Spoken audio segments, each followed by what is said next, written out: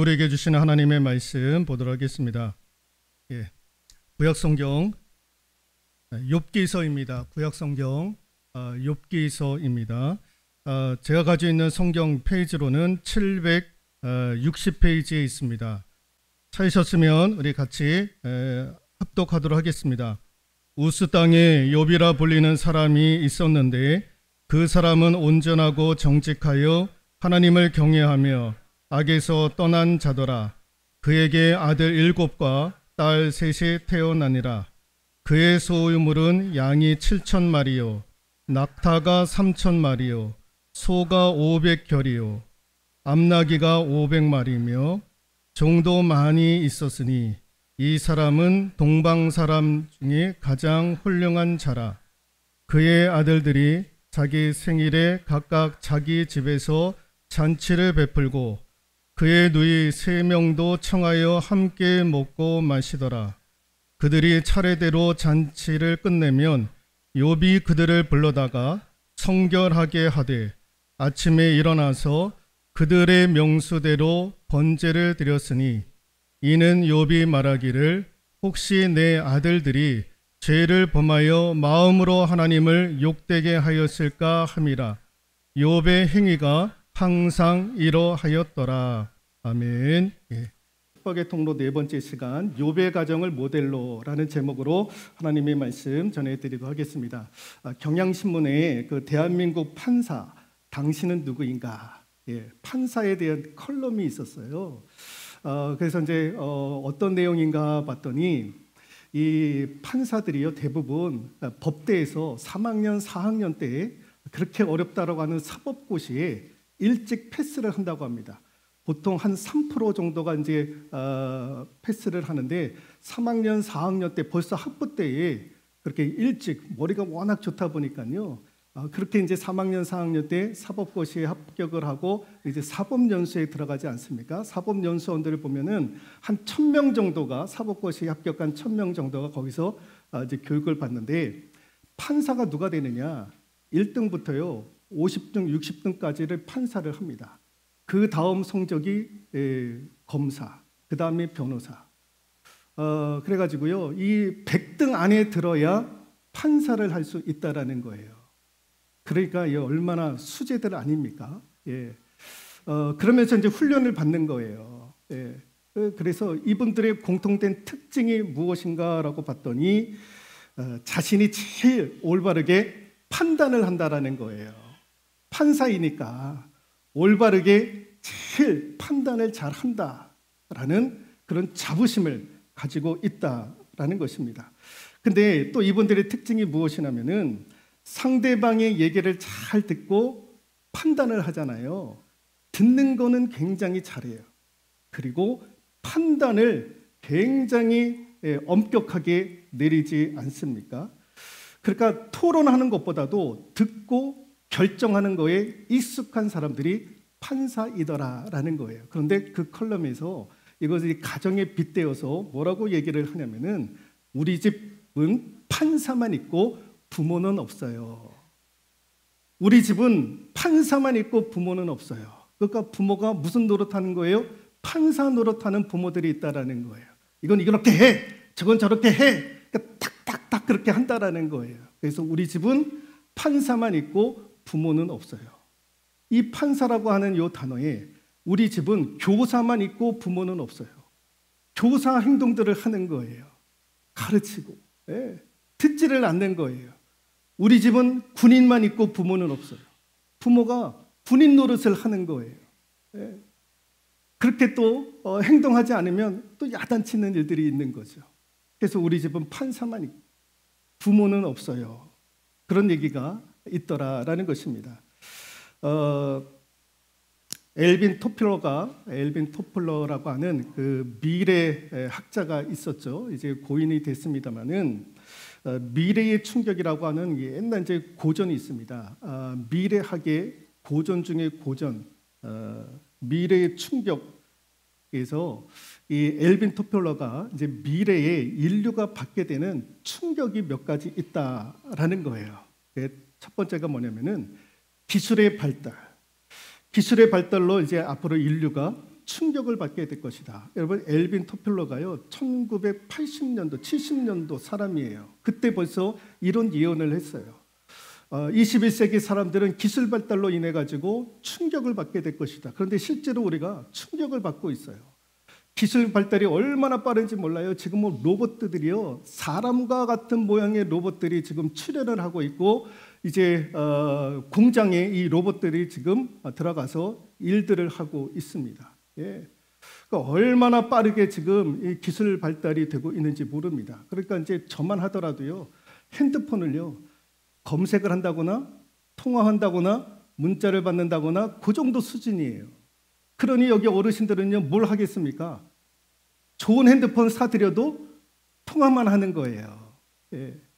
그러니까 벌써 그런 시대가 되어버린 거예요. 근데 애들은요 지금 어릴 때부터 이런 핸드폰 가져가 있고 컴퓨터 뭐 그냥 뭐 다루기가 얼마나 쉬운지 몰라요. 근데 이제 나이 드신 분들 이제 이게 어려운 거예요.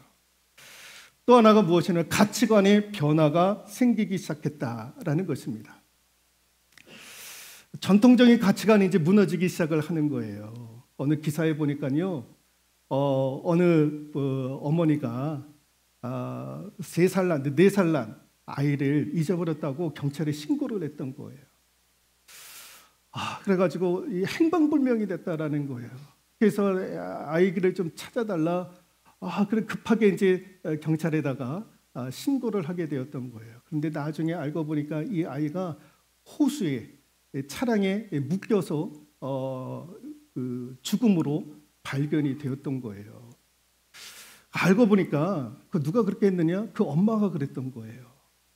그 엄마가 왜 그랬느냐? 남편하고 헤어지고 그다음에 혼자 살다가 또 다른 남자를 만났던 거예요. 얼마나 뭐 서로가 좋아했는지. 근데 이 남자가요, 자기가 아이가 있는 줄 알고 남자가 아이 있으면 자기 싫다라는 거예요. 그래가지고 그 싫다라는 것 때문에 아이를 이 차량 뒤에다가 묶어놓고 호수로 돌진하게 만들어가지고 거기서 죽게 만들었던 거예요. 이런 일들이 이루어지는 거예요. 또 하나, 가정의 파괴가 이루어진다라는 거예요. 가정의 파괴, 가정이 무너지기 시작을 한다라는 거예요. 엊그제 수요일에 제가 유재석이 진행하는 유키즈라고 하는 프로그램을 봤는데, 수요 기도회 끝나고 봤는데 거기 이혼 전문 판사가 나오더라고요. 이혼 전문 판사. 그 판사가 하는 얘기가 뭐냐면 하루에 50건 정도 이혼과 관련된 판결을 내린다라는 거예요. 하루에 50건. 본인이 그런 생각을, 나만 아는 가정이 어디 있는가? 온전하게 남아있는 가정이 과연 있을 수 있을까? 판사인데도 불구하고 그런 생각을 한다라는 거예요. 하루에 50건을 이혼 쾅쾅쾅쾅 찍는다라는 거예요, 도장들을. 그러니 건강한 가정들이 남아 돌겠는가? 그런 의구심을 품을 때가 있다라는 것입니다. 이 가정의 붕괴가요 충격으로 다가오는 거예요. 여러분 로마 멸망사를 읽어보면 로마가 왜 멸망을 했느냐? 가정이 무너졌다라는 거예요. 가정이 무너지면 국가가 무너지게 되어져 있는 거예요. 초인류 국가가 로마 아니었습니까? 로마 제국. 초인류 국가가 무너지는 거는요, 가정의 붕괴가 되면 그대로 무너지는 거예요. 자, 행복한 가정이 되기 위해서 어느 사회학자가요 이런 얘기를 하더라고요. 4가지가 있어야 그 가정이 유지되지 않겠는가 했는데, 그 첫 번째가 뭐냐면 경제적으로 안정이 있어야 된다라는 거예요. 여러분 돈은 중요한 것이 아니라 필요로 하는 거예요. 근데 가정도요, 이 돈이 중요한 것은 아니지만 필요로 해요. 그래서 적당한 경제적인 안정이 있어야 가정이 유지가 된다라는 것입니다. 또 하나가 무엇이냐? 교육이 있어야 된다라는 거예요. 예. 아이들의 지성, 교육도 필요하지만은 인성, 인격을 위한 교육도 가정에서 부모가 자녀들에게 온전한 교육이 이루어져야 된다라는 거예요. 그래서 세상에 나가서도 부모에게 교육받은 대로 자녀들에게 행동하기 마련이다. 그래서 온전한 교육이 이루어져야 된다. 또 하나가 즐거움이 있는 가정이 되어야 된다라는 거예요. 즐거움이. 밖에서 스트레스를 받으니까 집에 오면 편안하고 웃고 즐거움이 있는 그런 가정이 되어야 한다. 된다라는 거예요. 그 즐거움이 있어야 된다라는 거죠. 또 하나가 뭐냐면은 신앙의 일치가 있는 가정이면 좋다라는 거예요. 예, 종교적으로 일치가 되는, 그러니까 기독교면 기독교 해가지고 신앙의 일치, 믿음의 일치가 있는 가정이 좋다라는 거예요. 왜? 하나님의 도우심과 은총을 항상 구하고, 그래서 하나님 의지하고, 그런 가정일수록 더 건강한 가정이 되더라라는 것입니다. 그래서 이 네 가지, 경제적으로 좀 안정이 되고, 교육도 좀 온전히 이루어지고, 또 즐거움이 있고, 또 영적으로 신앙의 가정들, 요 네 가지가 믹스가 되면 참 좋은 가정이 되더라라는 것입니다. 그런데 오늘 본문 욥기 1장 1절에서 5절에 있는 말씀을 읽었는데 이 네 가지에 다 포함되는 가정이 욥의 가정이었던 거예요. 이 네 가지가 다 포함이 되었던 거예요. 여러분, 오늘 우리가 그 본문의 말씀을 읽었습니다마는 욥의 가정이 네 가지가 다 있었는데 같이 한번 읽어볼까요? 경제적인 안정이 있었던 집안이었어요. 여러분, 우리가 3절을 한번 읽어볼까요? 3절 시작.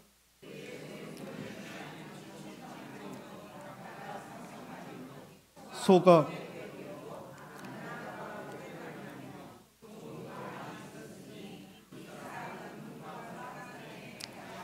예, 경제적으로 얼마나 안정이 됐는지 양이 7,000마리라는 거, 7,000마리. 여러분 한 마리에 10만 원씩만 하더라도 얼마일까요? 10만 원씩만 계산해도 7억입니다. 약대가 3,000마리, 10만 원씩만 잡아도 3억. 소가 500마리, 이 100만 원 정도만 해도 얼마가 나올까요? 한 5억 정도. 예.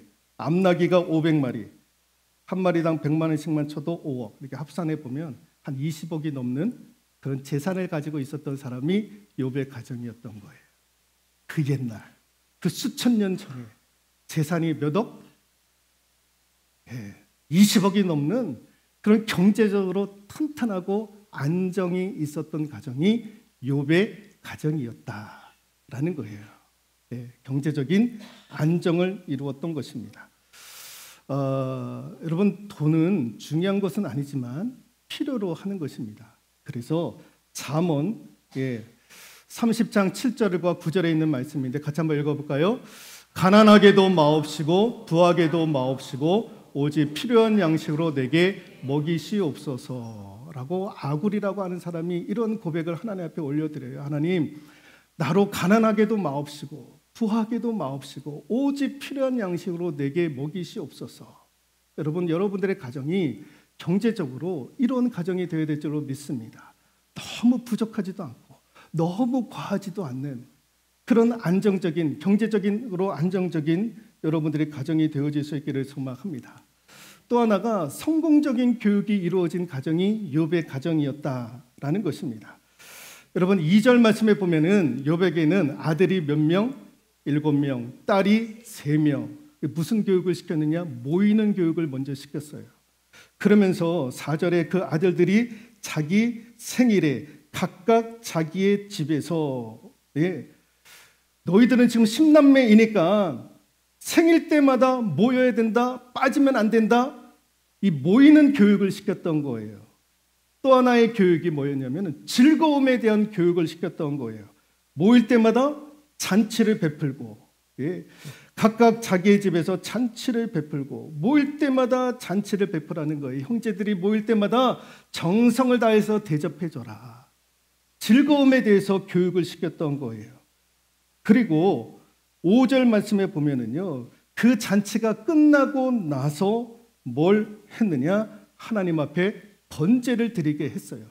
그 잔치, 그 파티를 하다가 혹시 실수를 한다거나 죄를 범하는 일들이 있을 수 있으니까 잔치를 마치면 꼭 하나님 앞에 성결해라. 회개할 것 있으면 회개해라. 이런 교육을 가르쳤던 거예요. 또 하나의 교육이 무엇이냐? 하나님 제일주의, 하나님 제일주의.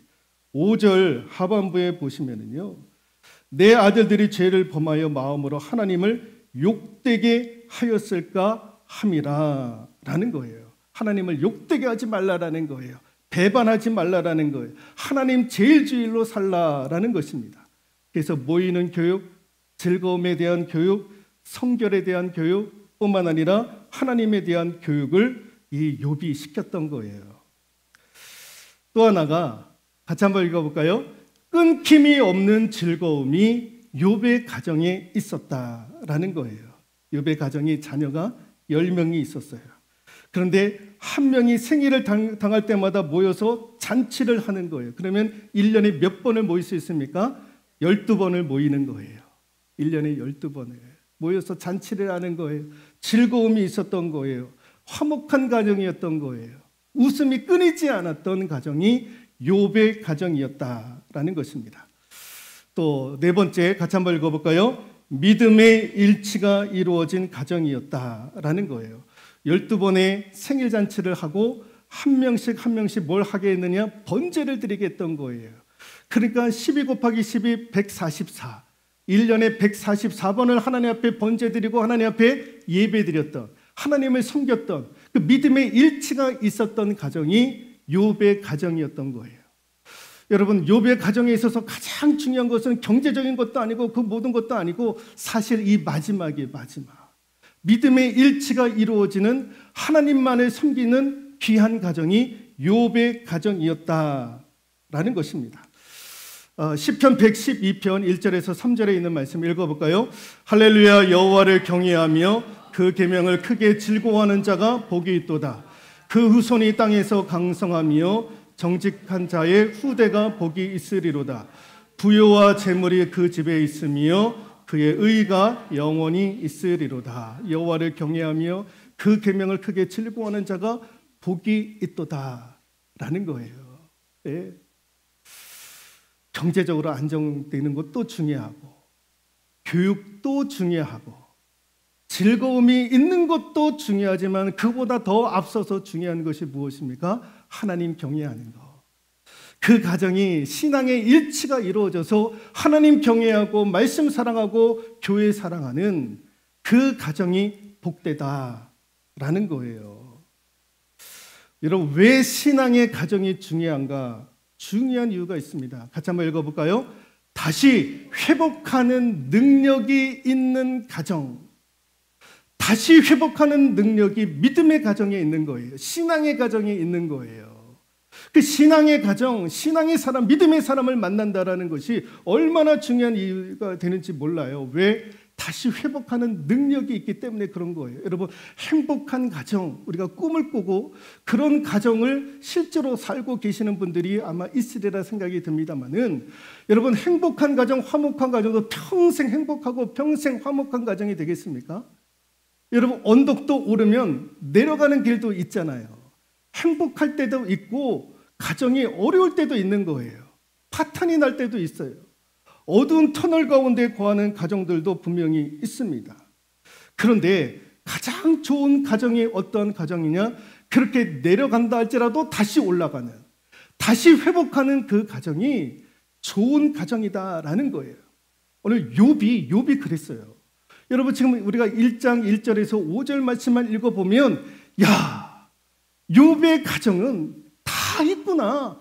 경제적으로 어려움이 없었고 교육도 잘 시키고 즐거움과 웃음이 가득 차고 파티가 넘쳤던 가정, 하나님을 잘 섬겼던 믿음의 가정, 이런 가정이었던 거예요.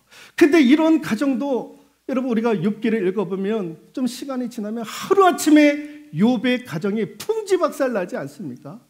어느 날 파티를 하다가요, 그 집이 무너져가지고 10명의 자녀들이 다 죽어버리는 거예요. 그리고 욥 자신에게도 질병이 나가지고 온몸이 가려워가지고 썩은 내가 나고 이거를 막 기왓장으로 긁어내고 아내마저도 자기를 욕하고 떠나보내는, 재산도 다 풍지박살이 났던 거예요.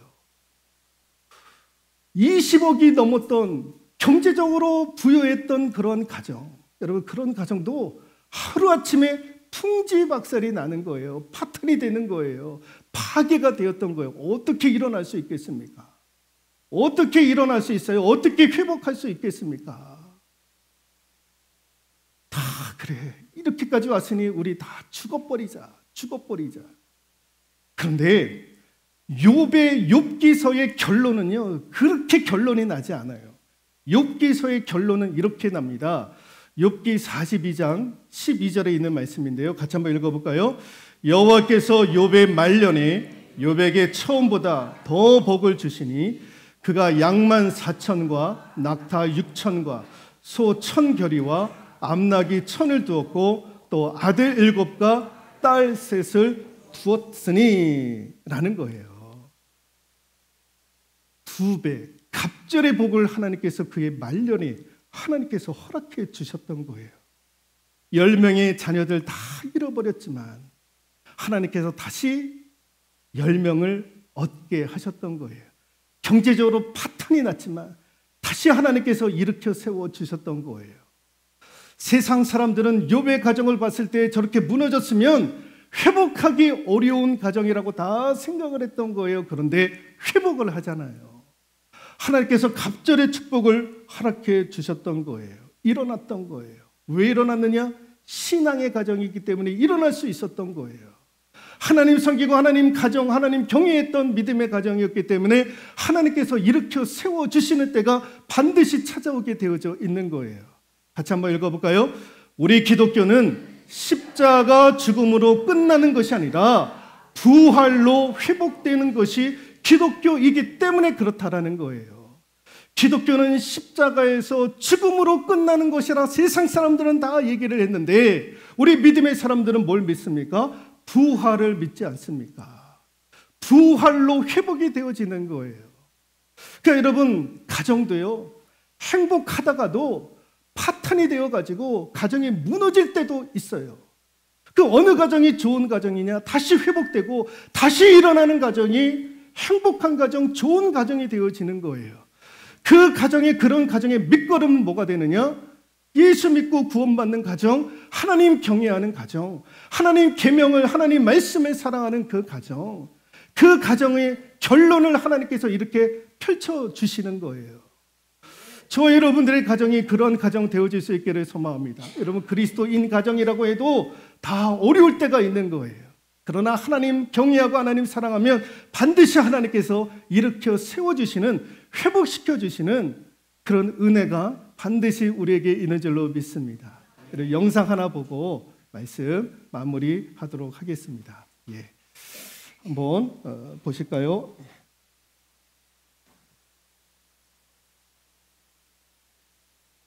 예, 필요한 거 있을 때 전화 드리죠. 아니요, 필요할 때만 한 번씩 드립니다. 그렇게 자주는 아닌 것 같고 한 번씩, 한 일주일에 2-3번?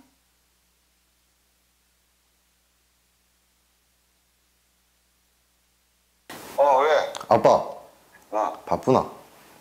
아니, 일 다 끝났어. 아빠, 나는 아빠한테 무슨 아들일까? 내가 엄마한테 어떤 아들이야? 나는 아빠에게 어떤 딸인가요? 나는 엄마한테 어떤 아들인가요? 나는 엄마한테 어떤 딸이야? 어떤 딸이야 나는? 이 세상에서 하나밖에 없는 이쁘고 귀엽고 없으면 못 살 것 같은 나의 보배, 나의 보석, 나의 마지막 희망, 나의 로망, 나의 모든 것. 응, 됐어. 엄마. 나는 엄마한테 어떤 딸인가요? 뭘 어떤 딸이야, 야. 소중한 딸이지.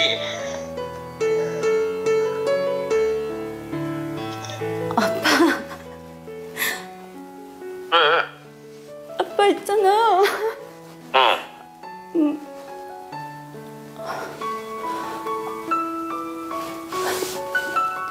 사무실에서 뭔 일 있었어? 아니. 그럼. 아빠. 내가 물어보고 싶은 게 있는데. 뭐? 나는 아빠한테 어떤 딸이야? 쟤를 이쁜 소리지 왜?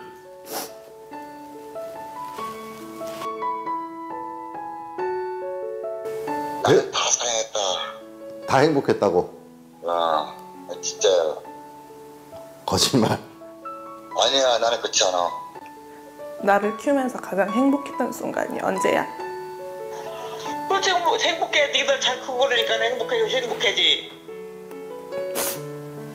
나를 키우면서 가장 행복했던 순간이 있어? 당연히 있지. 항상 행복했어. 나 태어났을 때부터 지금까지? 항상 행복했어. 가끔 네가 속을 썩일 때는 좀 속상하기는 했지만 그래도 항상 행복해. 어디서 엄마가 너 같은 딸을 얻겠냐. 절대 힘들지 않았지. 나는 우리 아들이 있어서 행복했지. 지금도 우리 아들이 건강하니 잘하고 있으면 나는 그걸로 감사하게 생각하고 있지. 미안한 적 있지? 언젠데? 없이 살면서 니들 마음대로 못 먹이고 그런 것이 걸리지 뭐. 키울 때는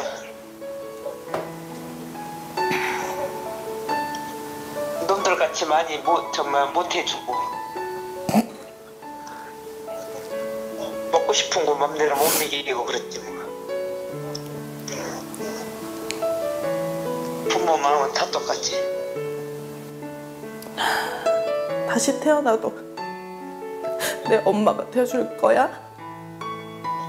그러지.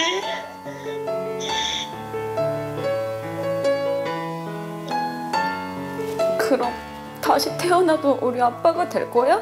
당연하지, 슬기사랑은. 근데 왜 그래? 이유가 뭐야? 그냥 갑자기 생각나서 물어보는 거야. 미쳤어.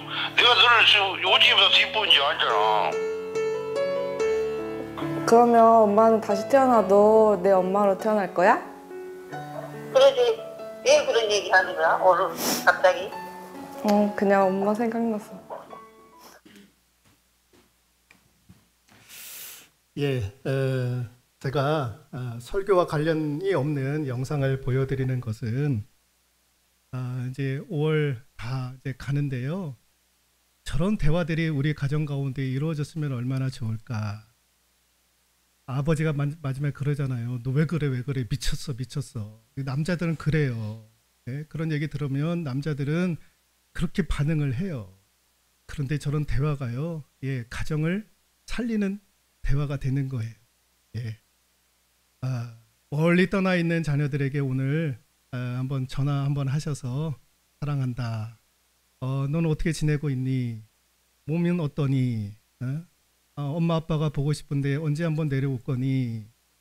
얘기도 하고, 우리 또 이렇게 젊은 분들은 또 우리 부모님에게 전화해서 엄마 나 키워주신 거 감사한데 행복했던 순간이 있었어요?